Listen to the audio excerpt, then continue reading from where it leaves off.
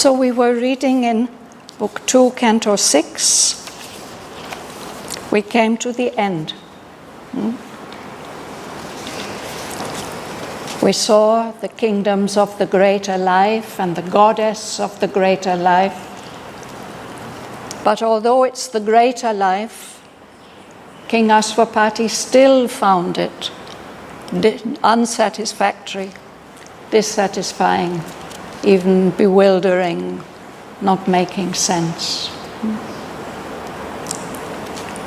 So because of that unsatisfactoriness of even the greater life, he is going to have to go down the downward path to the very root of things.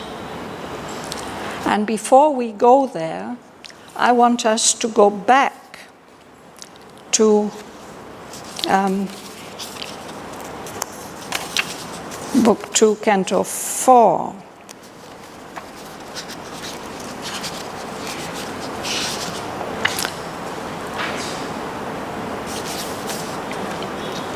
Page 135 at the break.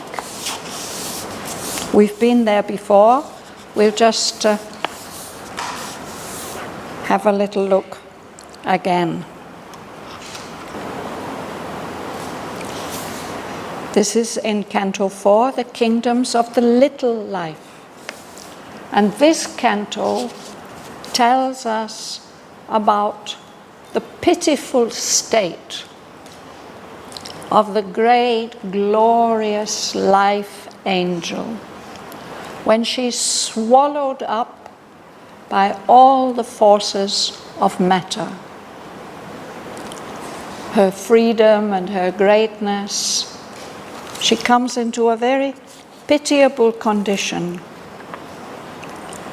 So that just before this break on page 135, we read that she is now in this world of matter.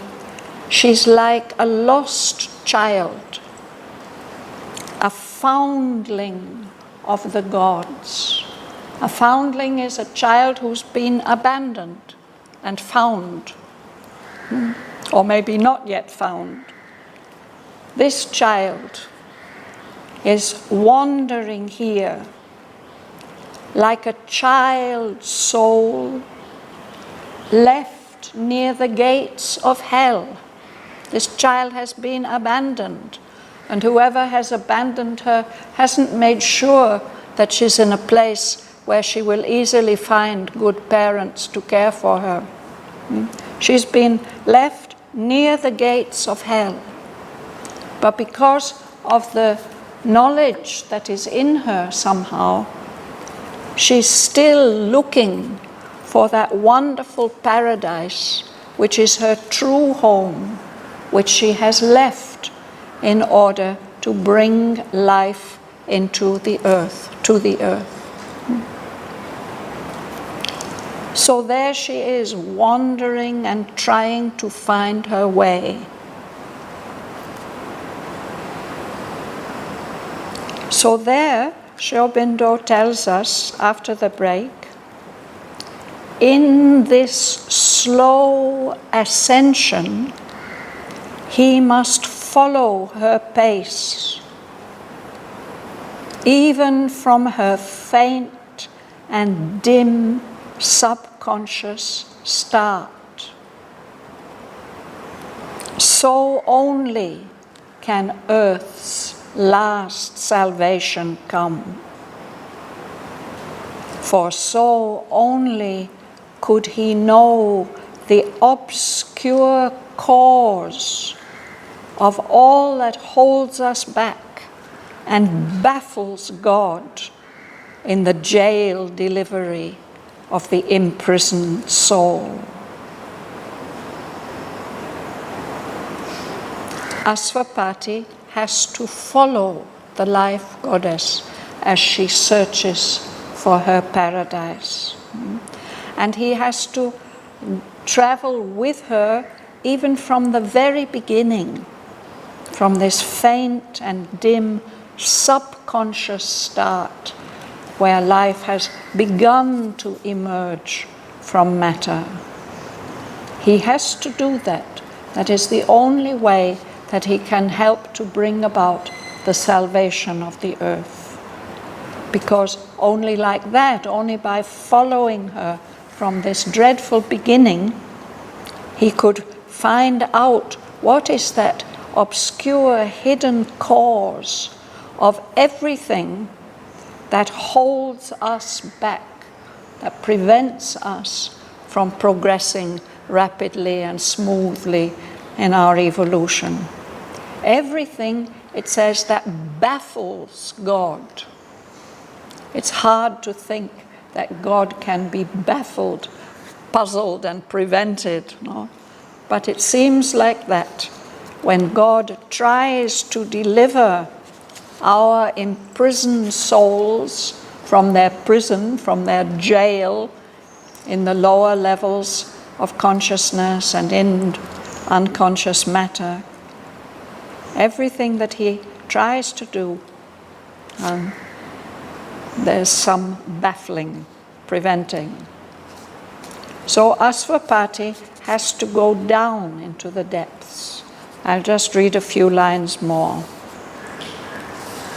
Along swift paths of fall, through dangerous gates, he chanced into a grey obscurity, teeming with instincts from the mindless gulfs that pushed to wear a form and win a place.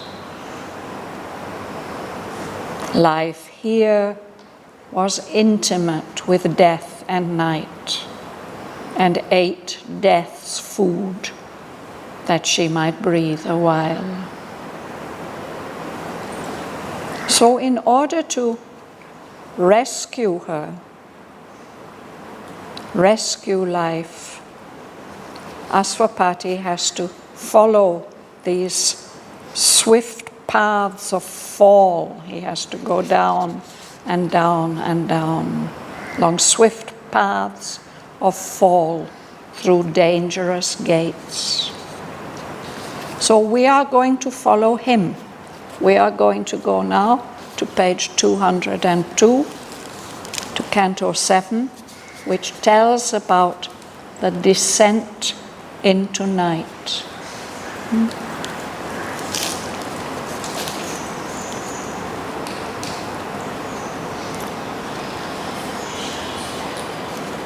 And the poet starts by describing King Asvapati himself. A mind absolved from life, made calm to know. A heart divorced from the blindness and the pang, the seal of tears, the bond of ignorance. He turned to find that wide world failure's cause. Away he looked from nature's visible face and sent his gaze into the viewless vast, the formidable unknown infinity, asleep behind the endless coil of things that carries the universe in its timeless breadths, and the ripples of its being are our lives. The worlds are built by its unconscious breath, and matter and mind are its figures or its powers. Our waking thought, the output of its dreams. The veil was rent that covers nature's depths. He saw the fount of the world's lasting pain and the mouth of the black pit of ignorance. The evil guarded at the roots of life raised up its head and looked into his eyes. On a dim bank where dies subjective space, from a stark ridge overlooking all that is, a tenebrous, awakened nescience, her wide blank eyes wondering at time and form, stared at the inventions of the living void and the abyss whence our beginnings rose. Behind appeared a grey carved mask of night, watching the birth of all created things. A hidden puissance, conscious of its force, a vague and lurking presence everywhere, a contrary doom that threatens all things made, a death figuring as the dark seed of life, seemed to engender and to slay the world. Then, from the somber mystery of the gulfs, and from the hollow bosom of the mask, something crept forth that seemed a shapeless thought, a fatal influence upon creatures stole, whose lethal touch pursued the immortal spirit. On life was laid the haunting finger of death, and overcast with error, grief, and pain, the soul's native will for truth and joy and light. A deformation coiled that claimed to be the being's very turn, nature's true drive.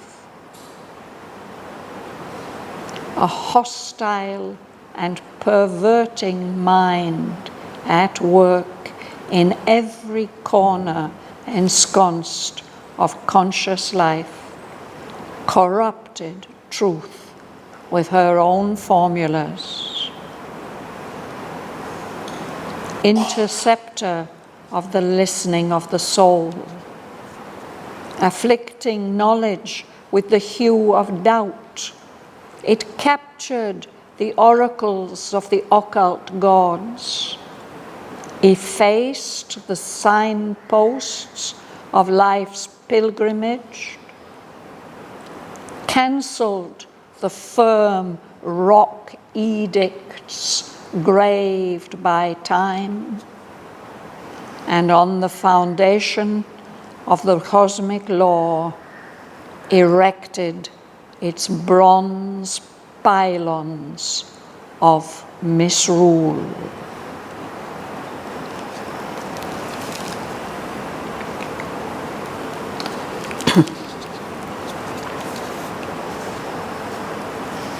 Will you start, Janaka? The mind that sought from life made the Canto know that as it was from the blindness and the pain, the seal of tears, the bond of ignorance. He turned to find that wide Orpheus couch. Away he looked from nature's visible face, and sent his gaze into the viewless vast, the formidable unknown infinity, as lit behind the endless coil of things that carries the universe in this timeless rest, and the ripples of its spring are our lives. Lives, our lives.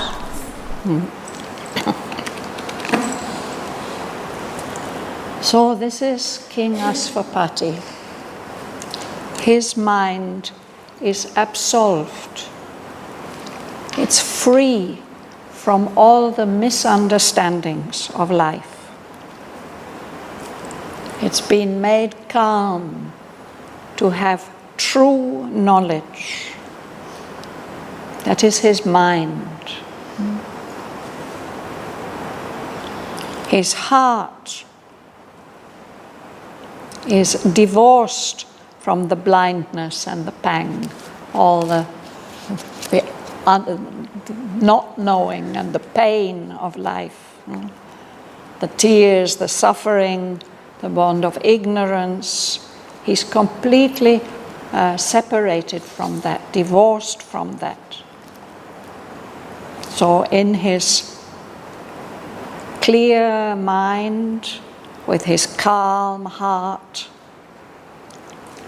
Asvapati turns to find, to look for the cause of that wide world failure which we've been reading about in the previous canto. Why is life not the joyful, happy,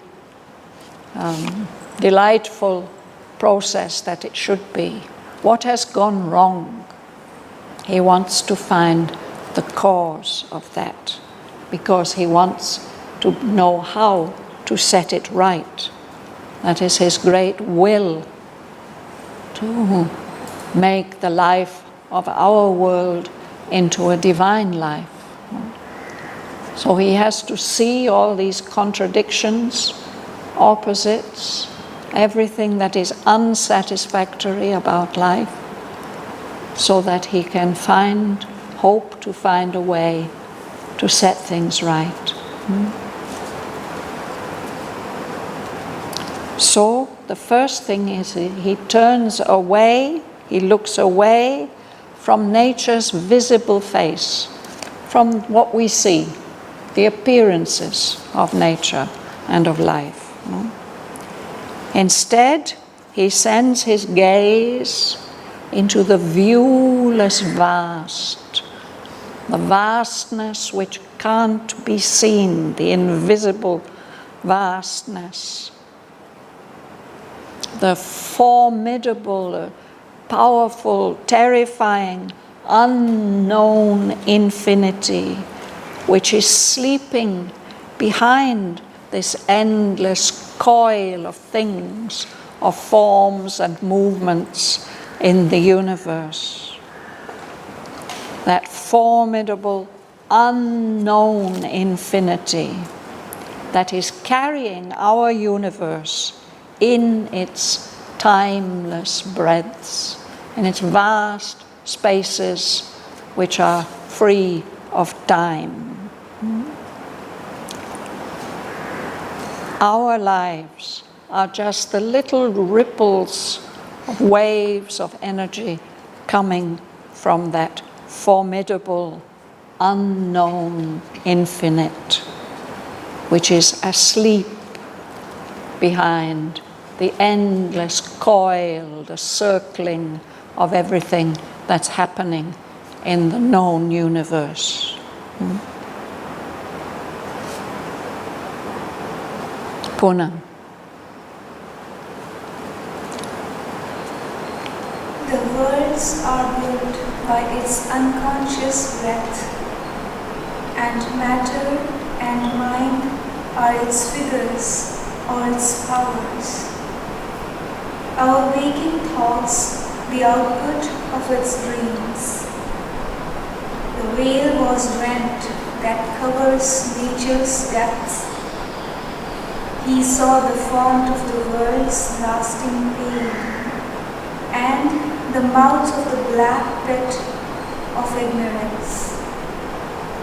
The evil guarded at the roots of life raised up its head and looked down into his eyes. Just looked into his eyes. It's like a great snake, a huge python. That evil guarded at the roots of life. It's something, a traditional part of the Norse mythology from the Scandinavian countries, that our world is the way it is because this whole world is like a wonderful tree, but at the roots of the tree there's this serpent chewing away at the roots so that the tree itself and its fruits are distorted, spoiled. The worlds, not only our material world, but all the subtle worlds also are built,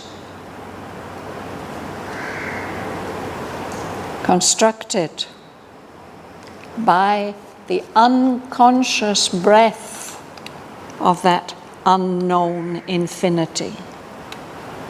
And what we think of as matter, what we think of as mind, mental consciousness, he says, are figures, representations, or powers of that infinity.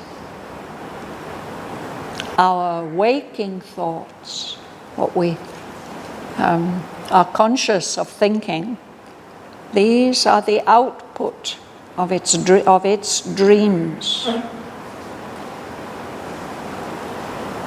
So when King Asvapati turns to look away from nature's visible face, then something happens. Will you read, Tara? The veil was rent that covers nature's depths. He saw the fount of the world's lasting pain, and the mouth of the black pit of ignorance. The evil guarded at the roots of life, raised up his head and looked into his eyes. On a dim bank where dies subjective space, from a stark bridge overlooking all that is, a tenebrous awakened nescience, her wide blank eyes wandering at time and form, stared at the inventions of the living void and the abyss whence our beginnings rose. Thank you. So there's a veil which covers up the depths of nature so that we don't see them. But Asvapati is deliberately sending his power of vision through that veil. The veil itself gets torn. Rent means torn. The veil that covers nature's depths. So he's able to see the fount, the source from which flows all the world's pain, the world's lasting pain, the pain that goes on and can't be stopped. And he sees that it is the same thing, the mouth of the black pit of ignorance. That's where everything comes from, all the world's lasting pain. There's a power of evil which is even protected, kept, protected at the very roots of life.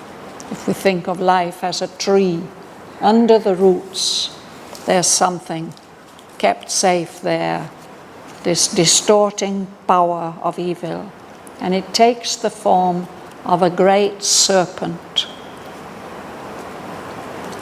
And when Asvapati looks at it, then that serpent raises its head and looks straight into his eyes.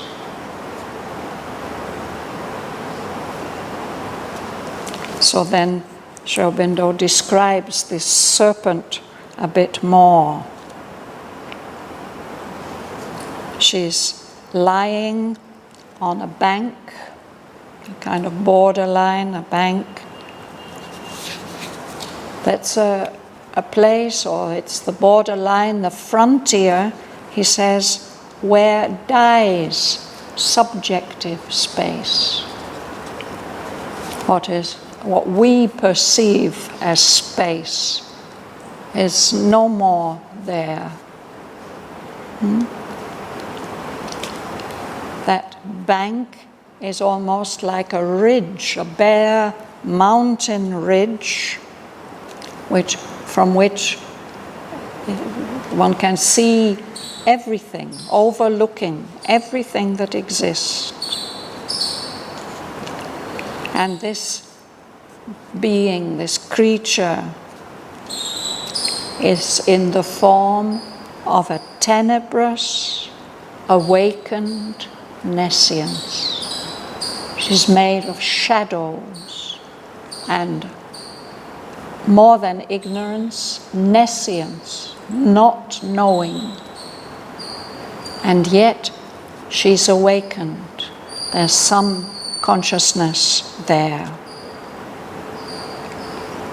These eyes of hers, they're open wide, but they're blank. There doesn't seem to be any intelligence there. They're opening and looking at time and form, all the shapes of the universe, staring at the inventions of the living void, of this emptiness in which life is taking form, living forms.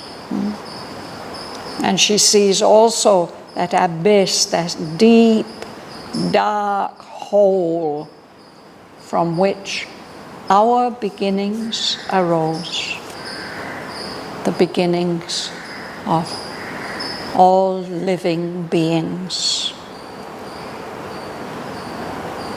So first he sees that force of evil, and then he sees something else. Dana. Behind appeared the grey car master of life, watching the birth of all created things. A hidden presence, conscious of its force, a vague and lurking presence everywhere, a contrary doom that threatens all things made. A death figures the dark seed of life, seemed to engender and to slay the world.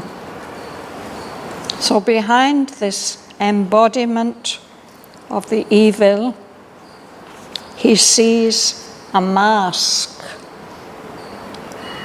It's not a face, it's a disguise that has been put over a face. It's a mask of night, of darkness. It has eyes, and those eyes look out through the mask, watching the birth of all created things. Asvapati becomes aware of a hidden puissance, a hidden power which is conscious of its force. It's also a presence, a vague, lurking presence, hidden, as if it's waiting to leap out and ambush us.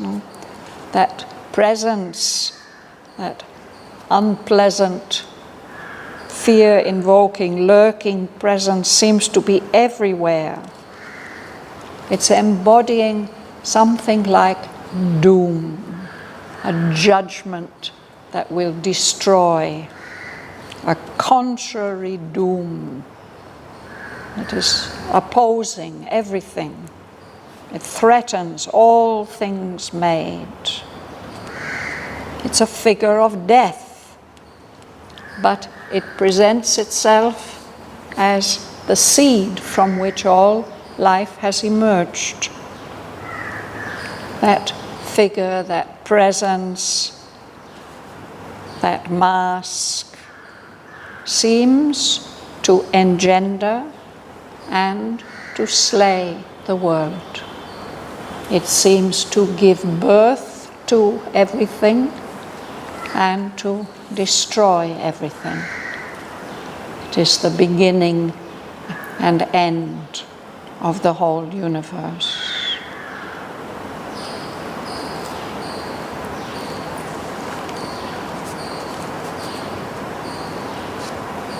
Karim, would you like? Then, from the somber mystery of the gulfs, from the hollow bosom of the mask, something crept forth that seemed a shapeless thought. A fatal influence on creatures stole, whose evil touch pursued the inward spirit. On life was laid a haunting finger of death, and overcast with error, grief, and pain. The soul's native will for truth and joy and light. A deformation coiled that climbed to be. Being's very turn, nature's true drive. A hostile and perverting mind at work. In every corner, ensconced with conscious life, corrupted truth with her own formulas. Interceptor of the listening of the soul, afflicting knowledge with the view of doubt, they captured the oracles of the awful thoughts, effaced the signposts of life's pilgrimage, canceled the firm rock edicts raised by time. And on the foundations of the cosmic law, erected its bronze islands of mystery. Thank you.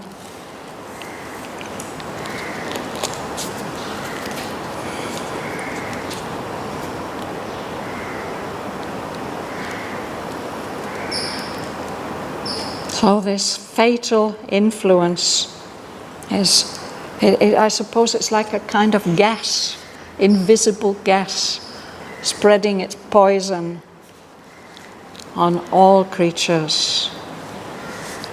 Its touch is deadly, lethal, fatal. And that touch is pursuing the immortal spirit.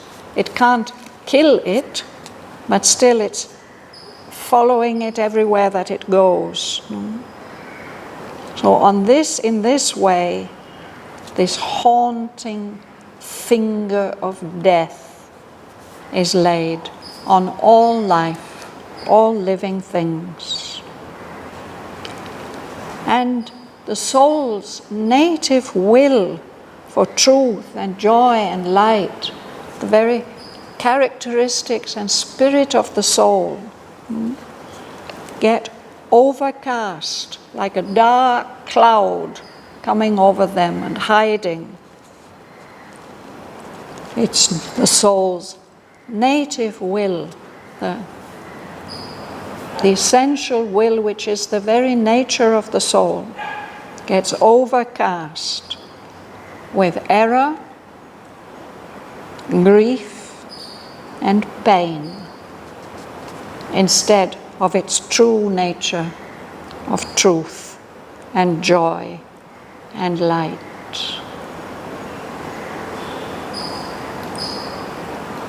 And it's as if this twisting, this deformation of the very nature of the soul, it's coiling through the whole universe, and it seems to claim to be just the way things are supposed to be.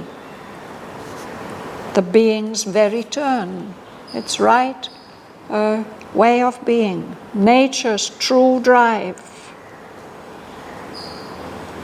This can only happen because in every corner there is fixed, settled, ensconced, in every corner of conscious life,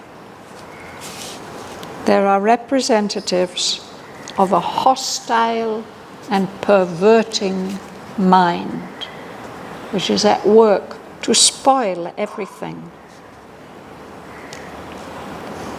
That mind, that hostile and perverting mind, is corrupting even truth.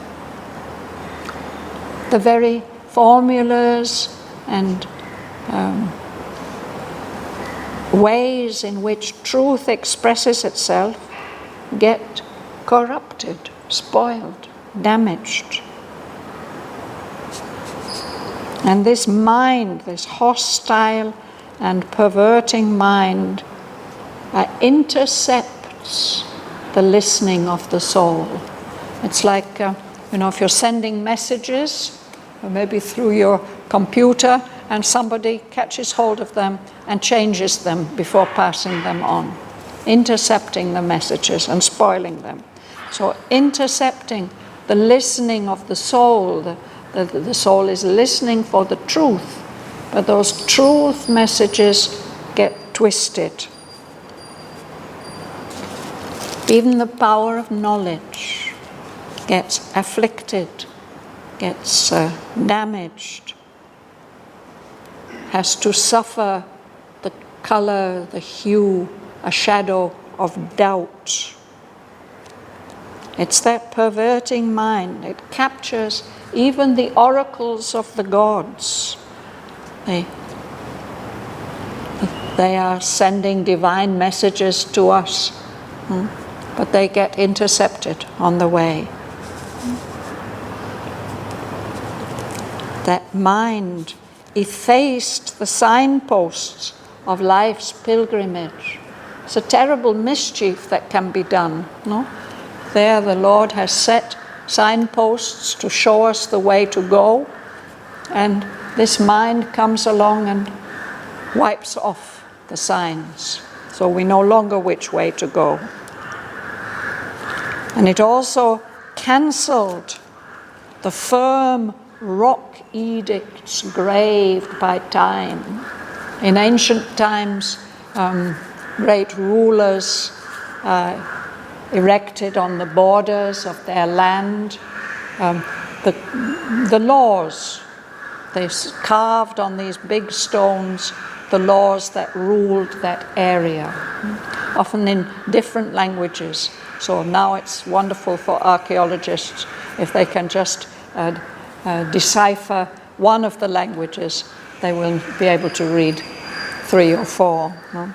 Those are rock edicts erected by rulers on the borders of their land to tell how things have to be done in that area. No? But these are just cancelled out, crossed off.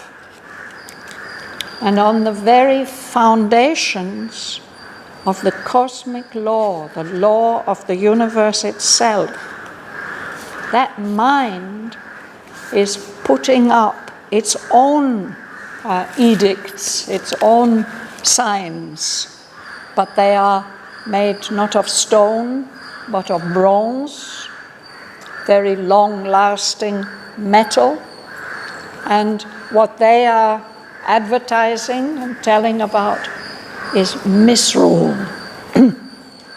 Everything distorted, gone wrong. They don't give good laws and good guidance, just the very opposite.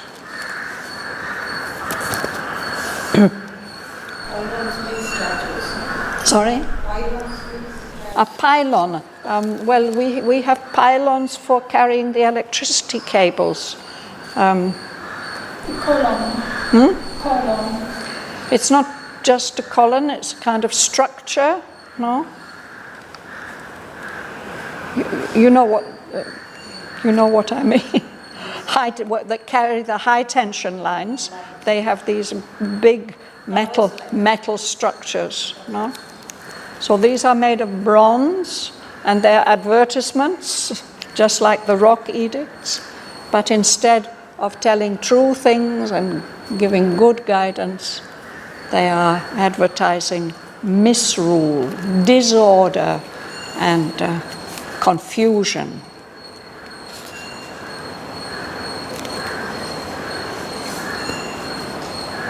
Thera, would you read?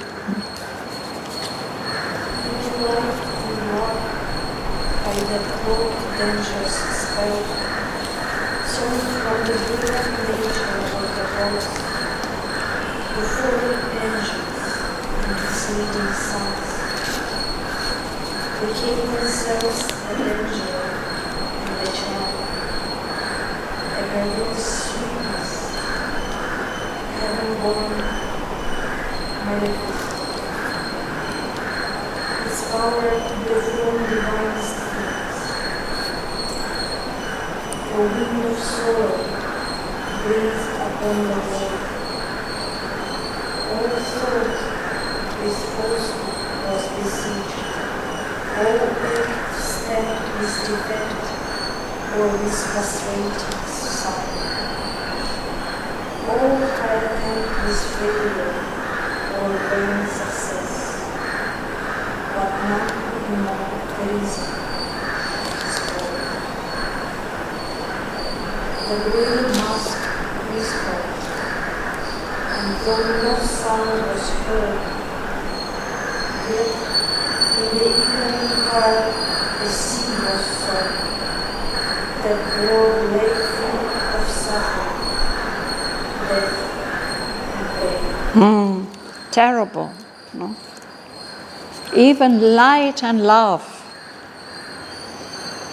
get changed by that spell, that enchantment, which is hiding danger, cloaked danger. Light and love turn away from the brilliant, shining nature of the gods.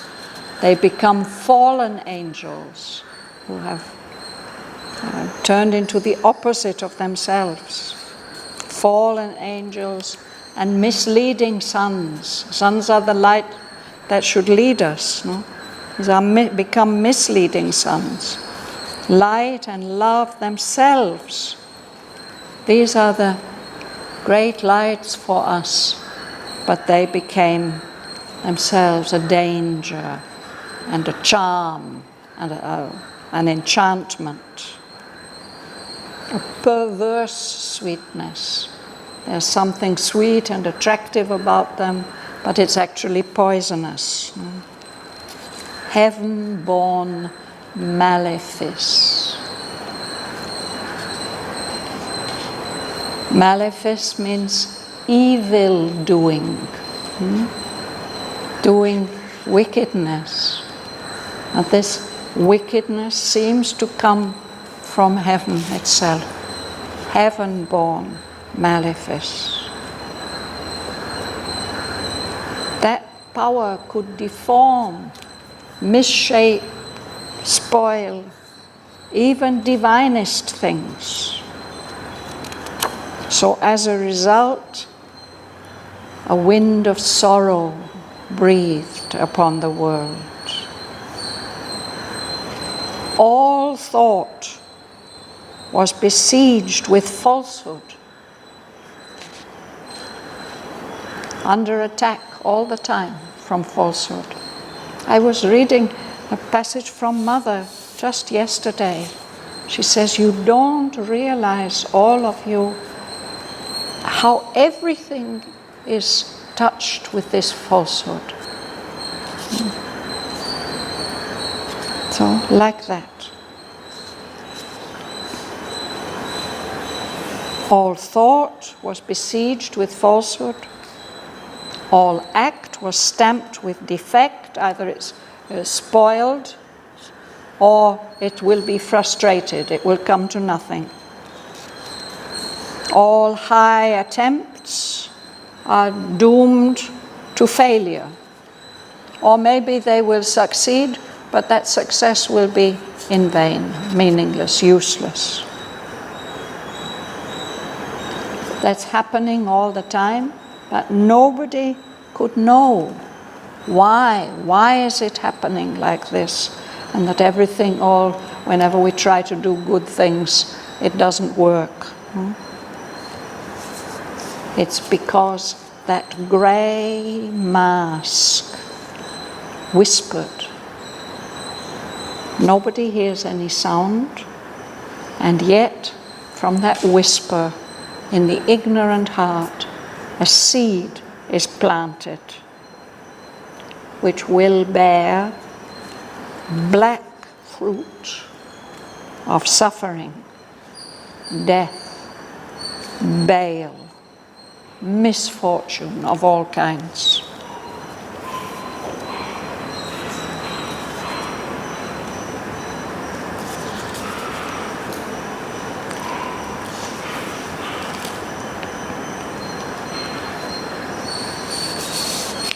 It's a very dark and terrible picture. On line 56. Yes. Yes. Pronounce that. Malefice. We can say benefice. That means it gives you some benefit. It does you good. Malefice. It does you harm. The fis is from the fiat, to do something, making something. So this makes harm.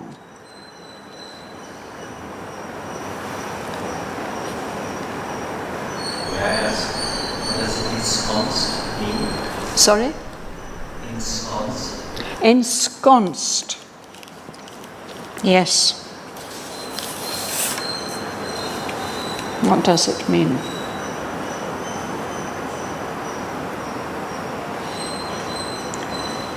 It means that some being takes possession of a particular place.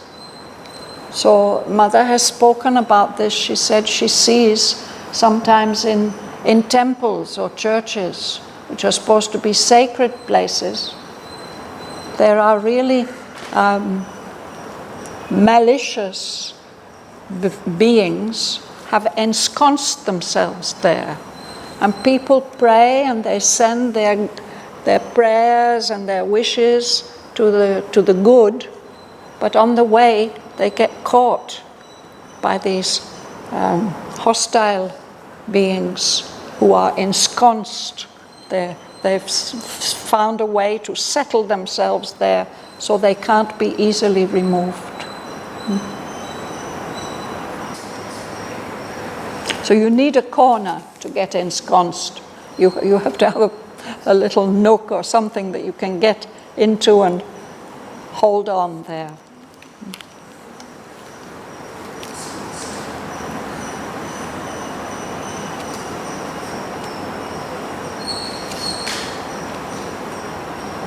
Once you're ensconced, then it's very difficult to get rid of you.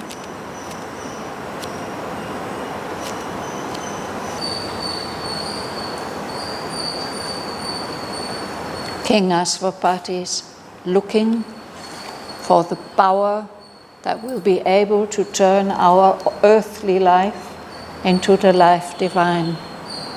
And so he has to do this exploration into the depths to find the root of everything that's distorted and perverted and false. So that's a terrible descent, terrible description. But in fact, at the end of Canto 8, he does discover the magic key of nature's change. And then he's projected up into the paradise of the life gods. So we will come to that after a few weeks. when we reach that point.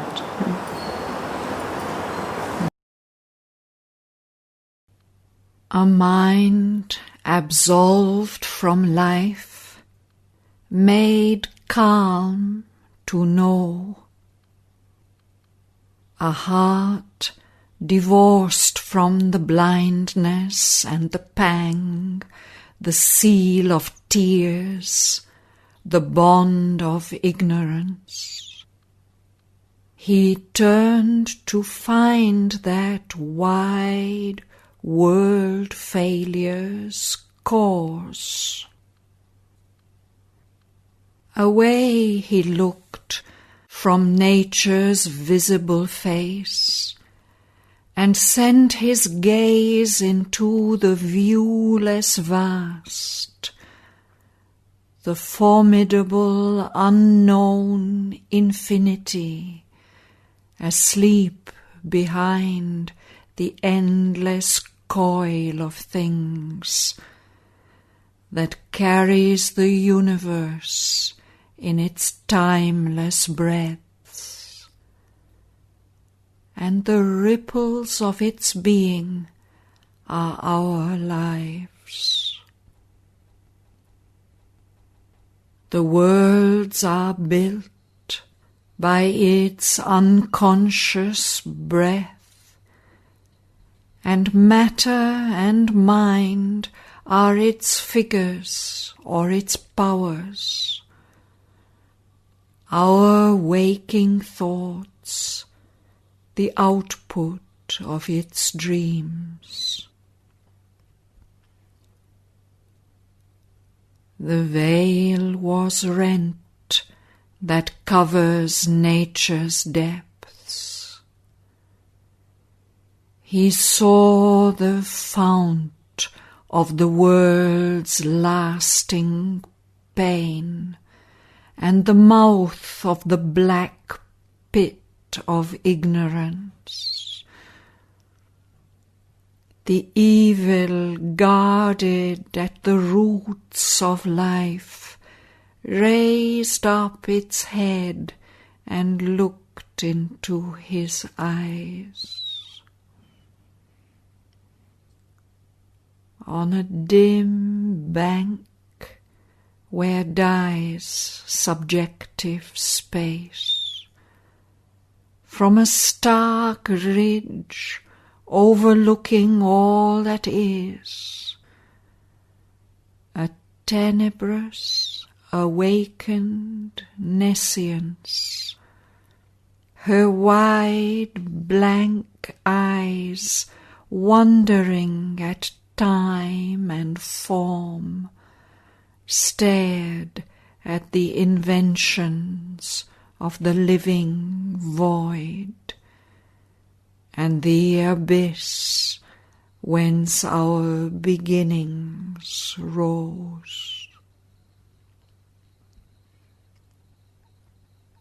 Behind appeared a grey carved mask of night, watching the birth of all created things. A hidden puissance, conscious of its force, a vague and lurking presence everywhere, a contrary doom that threatens all things made, a death figuring as the dark seed of life, seemed to engender and to slay the world.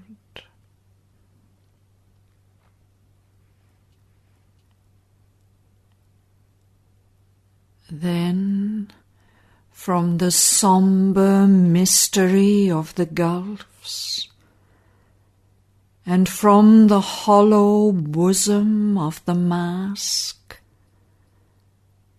something crept forth that seemed a shape shapeless thought.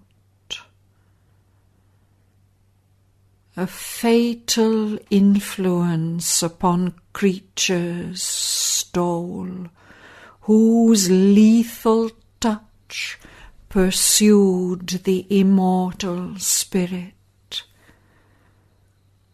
On life was laid the haunting finger of death, and overcast with error, grief and pain, the soul's native will for truth and joy and light.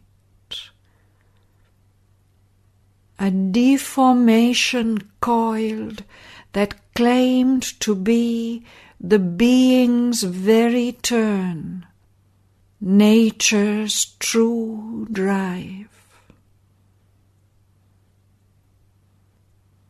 A hostile and perverting mind at work in every corner ensconced of conscious life, corrupted truth with her own formulas.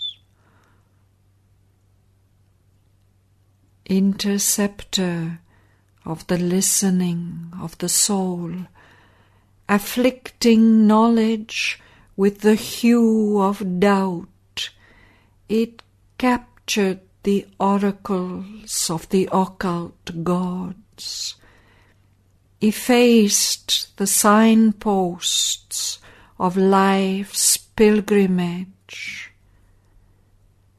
cancelled the firm rock edicts graved by time, and on the foundations of the cosmic law erected its bronze pylons of misrule.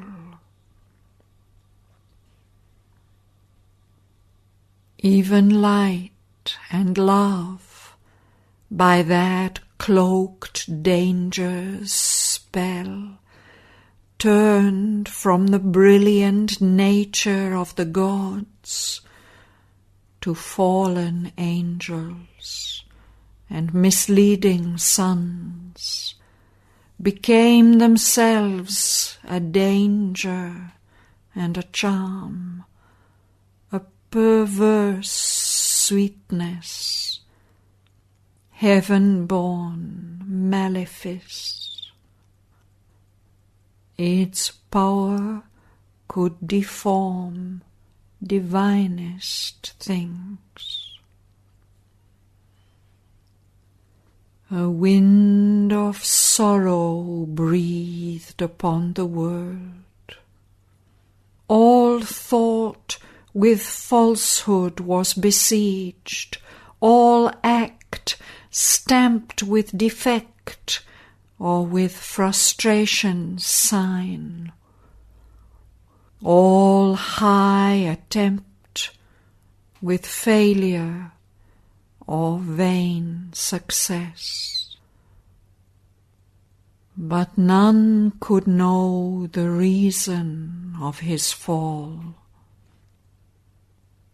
The grey mask whispered, and though no sound was heard, yet in the ignorant heart a seed was sown that bore black fruit of suffering, death and bale.